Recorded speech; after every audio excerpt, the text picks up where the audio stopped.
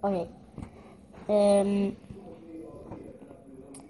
Jag har bestämt mig vad strandvlogg ska heta nu. Det ska heta höstvlogg. Och höstvloggen kommer inte börja på 1, 2, 3. Den kommer börja där vårt strandvlogg slutade. Alltså på 5. Sen på nummer 6 kommer det heta höstvlogg. Det kommer vara ganska förvirrande att skriva när jag har skrivit strandvlogg så många gånger. 5 gånger då. Och det här är upplagt samma dag som strandvlogg, så jag kom på en annan dag. Okej. I alla fall.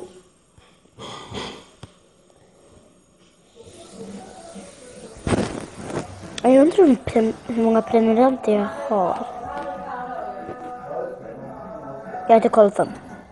Jag kommer kolla snart. I alla fall. Jag sa att jag skulle sitta bakom den här madrassen. I alla fall. Hoppas ni börjar gilla mina videos mer. Så. Härligt.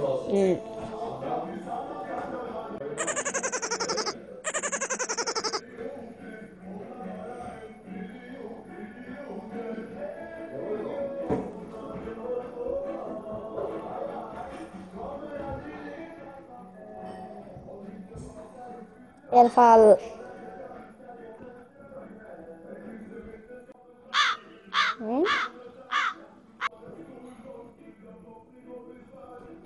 I alla fall.